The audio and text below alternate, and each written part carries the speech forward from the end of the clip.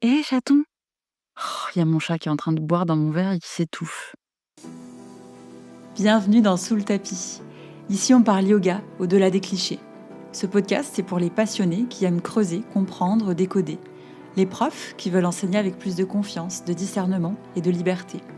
Celles et ceux qui pratiquent et aiment autant réfléchir qu'éprouver. Les esprits curieux, fascinés, intrigués.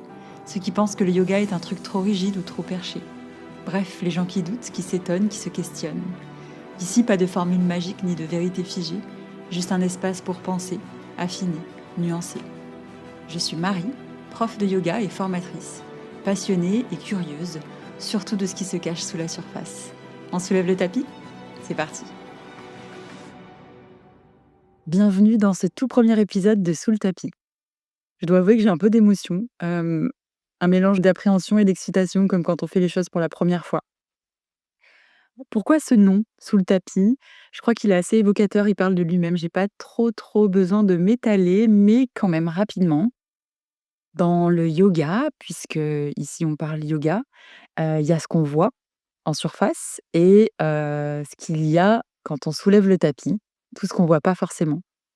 Les doutes, les contradictions, les réalités dont on parle, peu ou trop peu à mon goût. Alors avant d'entrer dans le vif du sujet, j'avais envie avec cet épisode de planter le décor, de vous partager mon parcours, mes questionnements, ce qui m'a mené là et pourquoi j'ai eu envie de créer ce podcast. Je m'appelle Marie Fayard, je suis professeure de yoga depuis 2018. Je forme également des profs depuis, peu et j'ai créé mon studio de yoga en ligne qui s'appelle Atome il y a 5 ans maintenant. Avant tout ça, j'étais surtout une élève. Le yoga est arrivé dans ma vie, un peu par hasard, au détour d'une conversation. Un jour, une cliente, m'a dit, «Marie, je vous vois bien faire du yoga, vous devriez venir essayer, c'est ce soir, le cours d'essai est gratuit».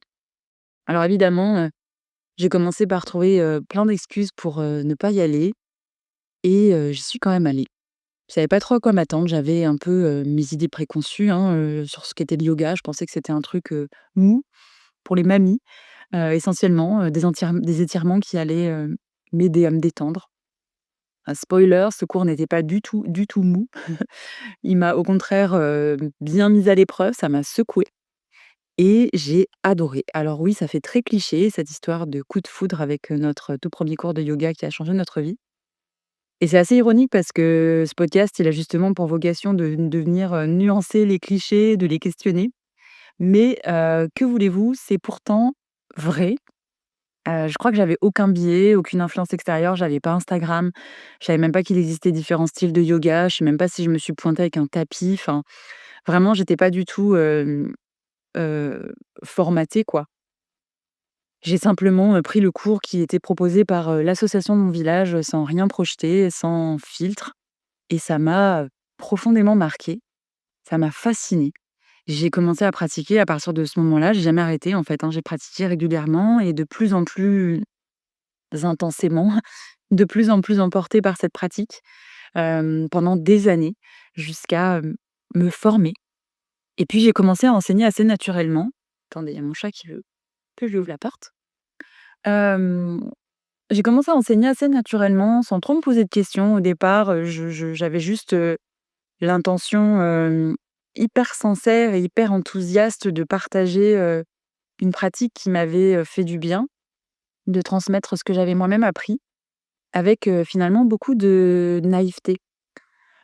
Bon, je suis quand même très vite, tombée des nues, hein, quand je suis arrivée dans le milieu, du yoga, côté professionnel, quand je suis passée de l'autre côté. Je me suis rendu compte que le yoga n'était pas tout à fait enfin le yoga, non, mais le monde du yoga n'était pas tout à fait celui de la bienveillance et des grandes valeurs, dans lequel je pensais plonger naïvement.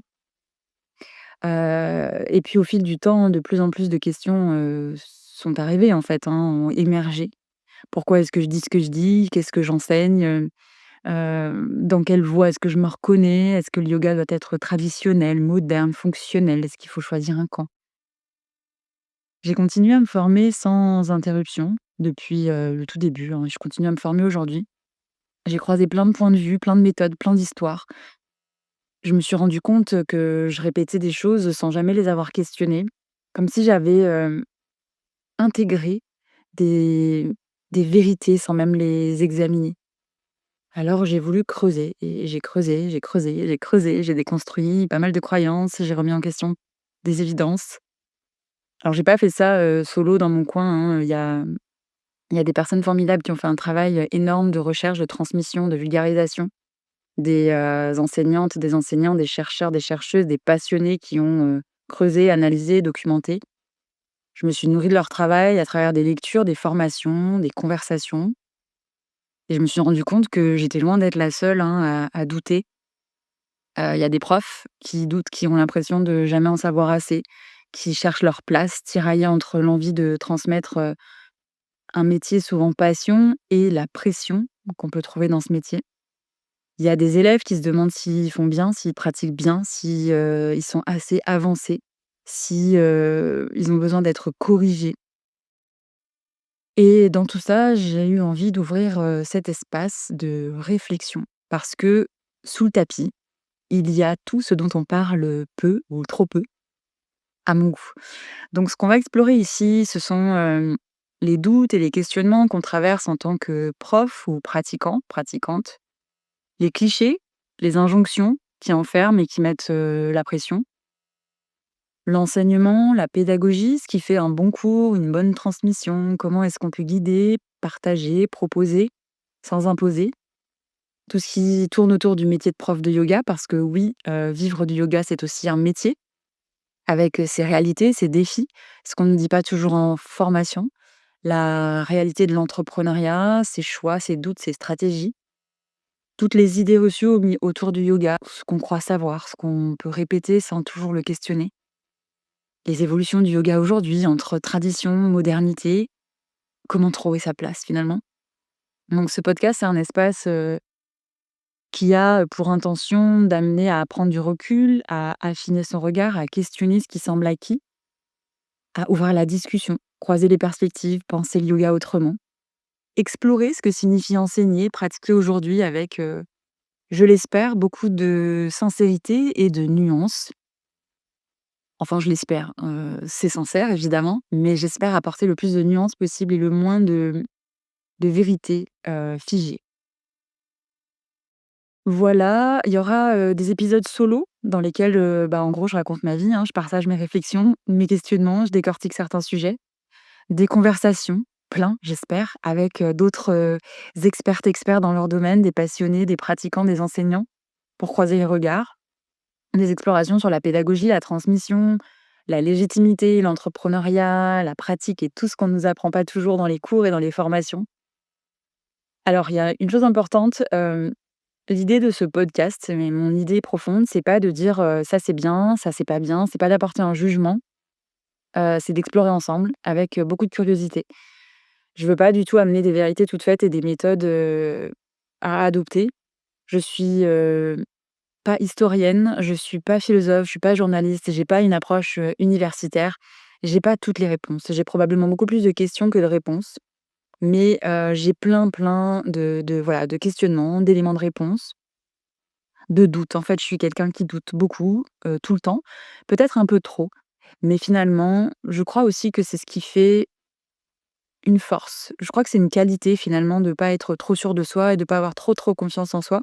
C'est ce qui nous amène à rester curieux, curieuse, rester ouverte à la discussion, à toujours apprendre, à toujours, s'informer et je crois que c'est, finalement plutôt une grande qualité, une grande richesse, sans vouloir, me passer de la pommade. Je parle ici aujourd'hui surtout à tous les gens qui doutent du coup, un peu comme moi, et qui, s'en veulent et qui, pensent que c'est une faille.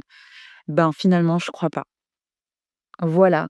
Aujourd'hui, avec Sous le tapis, j'ai envie d'ouvrir des portes, d'ouvrir la discussion, d'apporter du relief là où on a parfois tendance à chercher des certitudes, de proposer un espace où on peut penser le yoga autrement, sans dogme, sans injonction, j'espère. Alors, voilà, si cet épisode t'a parlé, j'aimerais beaucoup avoir ton retour. Tu peux me retrouver sur Instagram, Marie Fayard Yoga et venir échanger avec moi.